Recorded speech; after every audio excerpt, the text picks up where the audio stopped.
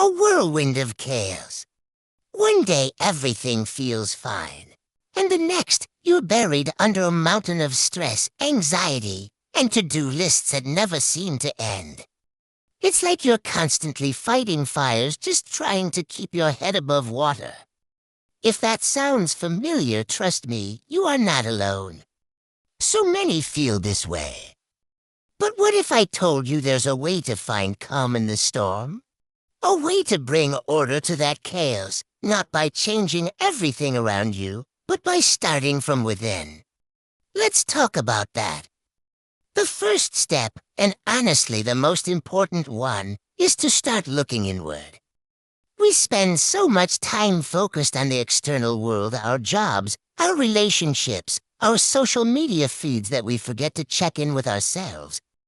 We get so busy reacting to everything happening to us that we lose touch with what's happening inside of us. This is where the real work begins. Bringing order to your life isn't about perfectly organizing your closet, though that can be satisfying. It's about understanding the internal chaos that often fuels the external mess. So, how do we look inward? It starts with your emotions. Feelings can be incredibly powerful, and when you don't understand them, they can feel like an unforgiving wave knocking you off your feet. Anger, sadness, fear, and frustration.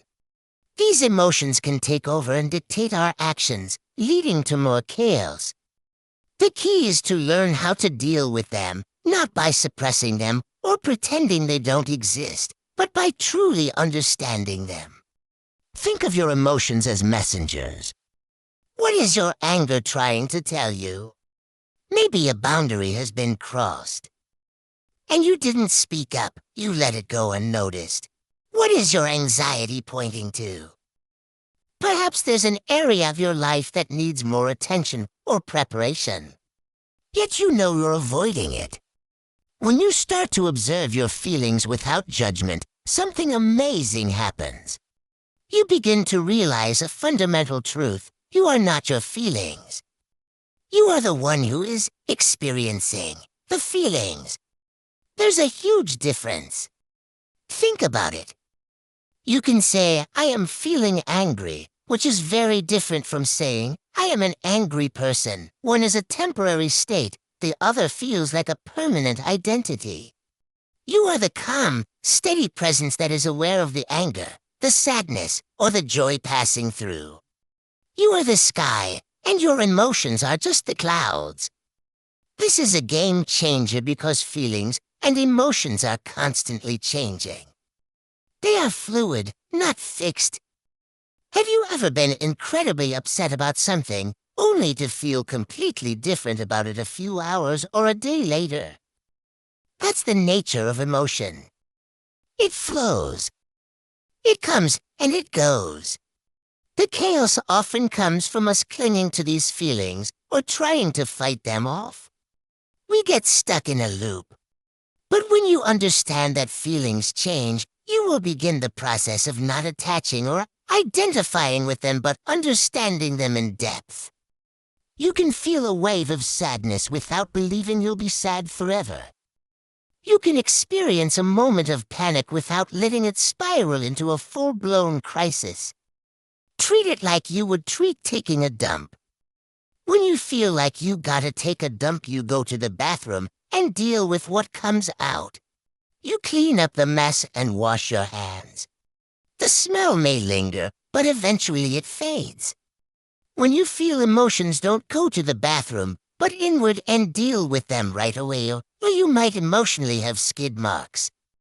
This leads us to the next crucial piece of the puzzle: how you see yourself. Your self-perception is the lens through which you view the world.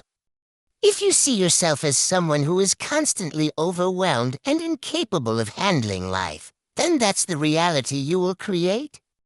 You look for evidence to support that belief, and you'll find it everywhere. The chaos will feel inevitable.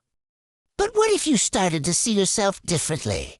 What if you started to see yourself as someone who is resilient, capable, and in the process of learning and growing?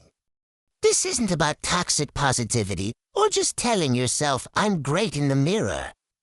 It's about building genuine self-belief. And one of the most powerful ways to do that is by drawing confidence from the hours of practice you put in. Whatever it is you're trying to improve, whether it's managing your emotions, learning a new skill, or building better habits, the effort you invest is your greatest asset. Every time you choose to sit with an uncomfortable feeling instead of reacting impulsively, that's practice. Every time you stick to a new routine, even when it's hard, that's practice. And here's a critical point: practice makes you better, not perfect. The goal isn't to become some flawless robot who never makes mistakes or feels negative emotions. That's impossible, and striving for it will only create more stress and chaos. The goal is progress. The goal is to get a little bit better each day. To become more aware, more intentional, and more compassionate with yourself. Confidence isn't born from a string of perfect successes. It's forged in the process of trying, failing, learning, and trying again. It's knowing that you have put in the work and that you have the tools to handle whatever comes your way, even if you stumble. Now, let's talk about results. We live in a world obsessed with instant gratification. We want to see the results, and we want to see them now.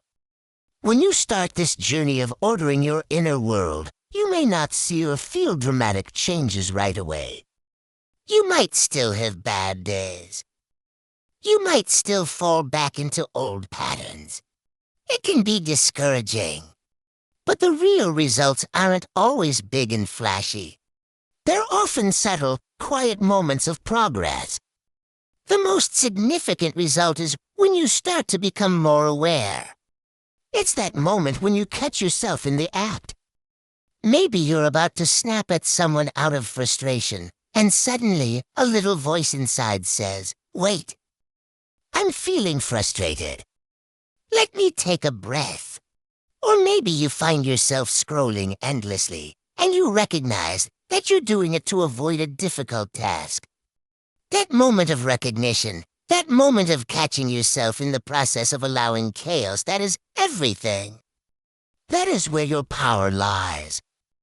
Because once you have that awareness, you have a choice. You have gained the ability to take action. You can choose to take that breath. You can choose to put the phone down and face the task.